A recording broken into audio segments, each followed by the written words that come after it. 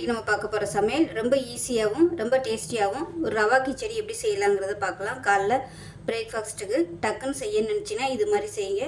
தேங்காய் சட்னியோடு வச்சு சாப்பிட்றதுக்கு நல்லா அட்டகாசமாக இருக்கும். வாங்க அதை எப்படி செய்யலாங்கிறத பார்க்கலாம். ஒரு மிக்ஸி ஜார் எடுத்துக்கலாம். இதில் பார்த்தீங்கன்னா மீடியம் சைஸாக 2 தக்காளி சேர்த்துக்கலாம். இது கூடவே ஒரு 5 துண்டு இஞ்சி சேர்த்துக்கலாம்.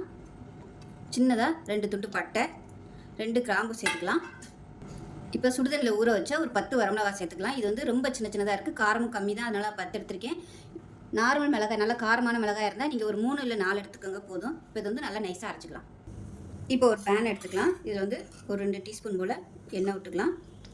கொஞ்சமாக நெய் விட்டுக்கலாம். இப்போ ஏதாவது ஒரு கப் அளந்து எடுத்துக்கோங்க. நான் வந்து மெஷரிங் கப்பில் 1/2 கப் இருக்கும் இல்லையா, அந்த மெஷர் வந்து எடுத்து. இப்போ 1 கப் அளவுக்கு ரவை சேர்த்துக்கலாம். அடுப்பை நல்லா குறைச்சி வச்சுட்டு வறுக்கணும். இப்போ பாருங்கள், ரவை நல்லா வறுபட்டுருச்சு. இதை வேறு பிளேட்டுக்கு மாற்றிக்கலாம். இப்போ அதே பேன் எடுத்துக்கலாம். இதில் தேவையான அளவுக்கு எண்ணெய் விட்டுக்கலாம். இது கூடவே கொஞ்சம் நெய்யும் விட்டுக்கலாம். எண்ணெய் நல்லா சூடாகிடுச்சு. 1 டீஸ்பூன் கடுகு உளுந்து சேர்த்துக்கலாம். 1 டீஸ்பூன் போல் கடலைப்பருப்பு சேர்த்துக்கலாம். கருவேப்பிலை சேர்த்துக்கலாம். பொடியாக நறுக்கின வெங்காயம் 1 கப் அளவுக்கு சேர்த்துக்கலாம்.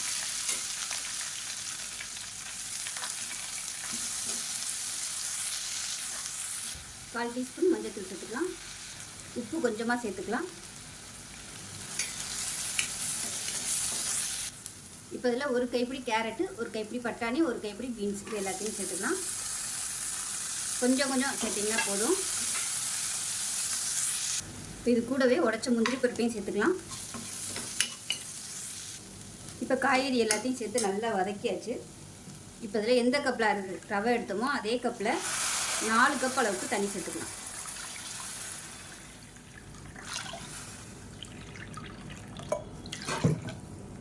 இப்போ இந்த தண்ணி நல்லா கொதிக்க ஆரம்பிக்கட்டும். இப்போ இந்த தண்ணி கொதிக்க ஆரம்பிக்கும் போது நம்ம அரைச்சி வச்சுருக்க இந்த தக்காளியையும் இதோட சேர்த்துக்கலாம். மசாலா வதக்கும் போதே நீங்கள் இந்த பேஸ்ட்டையும் சேர்த்து வதக்கிக்கலாம். இந்த மாதிரியும் பண்ணிக்கலாம், உங்களோட விருப்பம் தான். இப்போ பாருங்கள், தண்ணி நல்லா கொதிச்சு நல்லா ஒரு 5 நிமிஷம் கொதிச்சிருச்சு. அந்த தக்காளியோட பச்சை வாசனை போக நல்லா கொதிச்சிருச்சு. இப்போ நம்ம வறுத்து வச்சுருக்க இந்த ரவையை சேர்த்துக்கலாம். சேர்த்துட்டு அடுப்பு நல்லா குறைச்சி விட்ருங்க. நல்லா கலந்து விட்டுட்டு மீடியமான ஃப்ளேமில் ரவை நல்லா வேகிற அளவுக்கு விட்டுக்கலாம். அப்பப்போ கிளறி விட்டுக்கோங்க. வரைக்கும் மூடி வச்சுருங்க. இப்போ எப்படி இருக்குன்னு பார்க்கலாம். இப்போ பாருங்கள், நல்லா சூப்பராக வந்துருச்சு. இந்த ஸ்டேஜில் வந்து அமர்த்திடலாம். ஆறுச்சுன்னா நல்லா இன்னுமே கெட்டியாக வந்துடும். அதனால் இந்த ஸ்டேஜில் இருக்கையிலே அமர்த்திடலாம். அப்படி இந்த மாதிரி தலைன்னு இருக்கையிலே அமர்த்திட்டிங்கன்னா உங்களுக்கு சாப்பிடும்போது நல்லா சாஃப்டாக இருக்கும், ரொம்ப கெட்டியாக இல்லாமல். இப்போ கொத்தமல்லியில் சேர்த்துட்டு ஒரு தடவை கலந்து விட்டுக்கலாம். ஸோ அருமையான ரவா கிச்சடி ரெடி ஆயிடுச்சு. அதுவும் தக்காளி சேர்த்து பண்ணியிருக்கிறதுனால டேஸ்ட்டு சூப்பராக இருக்கும்.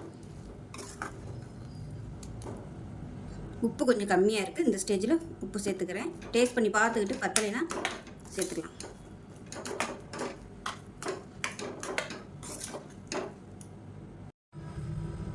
இப்போ பாருங்கள், அருமையான ரவா கிச்சடி ரெடி ஆயிடுச்சு. தேங்காய் சட்னியோட வச்சு சாப்பிட்றதுக்கு சூப்பராக இருக்கும். கண்டிப்பாக இதே மாதிரியே செஞ்சு பாருங்கள். எப்பயும் போல் பண்ணாமல் இது மாதிரி செஞ்சு பாருங்கள். டேஸ்ட் நல்லா அட்டகாசமாக இருக்கும். பிடிக்காதவங்க கூட சாப்பிடுவாங்க. ஸோ இந்த வீடியோ பிடிச்சிச்சுன்னா லைக் பண்ணுங்கள், கமெண்ட் பண்ணுங்கள், சேனலை சப்ஸ்கிரைப் பண்ணுங்கள், பக்கத்தில் பெல் பட்டனையும் ப்ரெஸ் பண்ணுங்கள். நன்றி.